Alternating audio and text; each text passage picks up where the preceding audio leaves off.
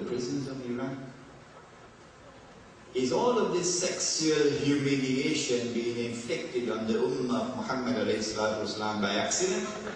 Are these random events taking place by a few rogues? Not at all!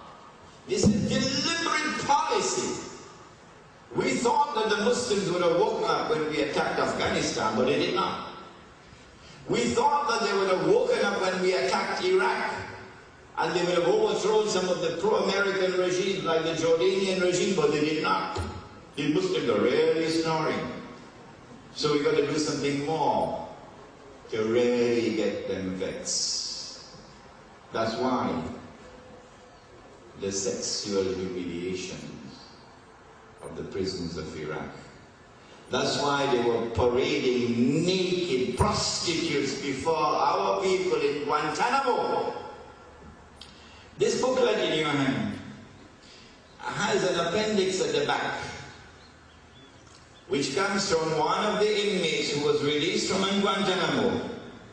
And because he was a British national, he was a black Jamaican, incidentally. A black Jamaican who converted to Islam. He was able to tell the story about Guantanamo. Read that story at the back of this. I don't think the Express will publish it. And you'll see, this is not a random, accidental policy. This is by design. Its purpose is to try to get the Muslim world to wake up, overthrow some of the pro-American regimes, get some Muslims so mad that they will now become terrorists. Can we manufacture some terrorists among these Muslims? Get them so mad, lead them to acts of terrorism? It is when these things occur, when the world can see that yes, there is some danger, some threat from the world of Islam now, that Israel will have what Israel will present as causes better. Some justification for a big war, which has already been planned long, long ago. So that is what the White World Order is now doing. Helping Israel, so that Israel can wage a big war. When Israel wages that big war, and becomes the ruling state in the world, then the world order of Gog and Magog will now become a means through which Israel can effectively control the world.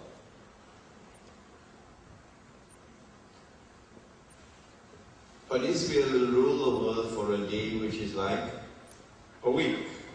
A day like a week. Which some mathematician will do the calculation, maybe it amounts to about 30 years or so, 40 years or so. At the end of that time, the masjid would have been destroyed, Masjid al-Aqsa. The temple would have been rebuilt. And then the Antichrist will emerge as the ruler of Israel and the ruler of the world and declare, I am the Messiah. And when it is accepted, he rubs his hands in submission, accomplished. It is at that time that Allah raises a man from the seed of Nabi Muhammad alayhi salatu wasalam. And he's known as the Imam al-Mahdi. And with him, Darul Islam is restored, and we have that subject in this series of lectures. Imam al-Mahdi and the return of the Caliphate, that is one of our topics. When Darul Islam is restored in the Arabian Peninsula, that is goodbye. Goodbye to the American Kingdom of Saudi Arabia. Back into the garbage bin from where it came out in the first place. But when Darul Islam is restored in the Arabian Peninsula, Imam al-Mahdi, that is the most significant, real and tangible threat to the state of Israel. And so the Antichrist attacks.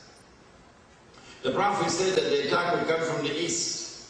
He pointed 20 times to the east. east of Medina is not Japan, something closer. He said that the Antichrist will ride on a donkey. Remember the last lecture? The donkey will travel as fast as the clouds. The donkey will have his ears stretched out wide. And so therefore, when the Antichrist attacks, it's going to be fighter aircraft. East of Medina is the Saudi, used to be Saudi, now is the American Air Force base in Tehran. So it's an aerial attack. The angels guard Makkah and Medina, and the Prophet said that the attack will be diverted to Damascus. And that is where the confrontation takes place between the Antichrist and the Imam. The Antichrist and the Imam. It is at that time that the Son of Mary will come down with his hands resting on the wings of two angels. At that time, when the Son of Mary comes down, then the Son of Mary, the true Messiah, kills the false Messiah. After the false Messiah is killed, then Allah addresses the true Messiah and says to him, go up the mountain, which is a mountain in Jerusalem. The last wave of Gog and Magog are now released. And they surround the true Messiah, the Son of Mary. They shoot their arrows up into the sky. This is symbolic language. Don't ask me to explain it because I can't. But there is a young scholar of Islam who will come, maybe he's a baby now. 30 years from today he'll come and explain it to you, inshallah. They shoot their arrows up into the sky. They say, we've killed those who are on earth. Now let us kill those who are in the heavens above. Gog and Magog.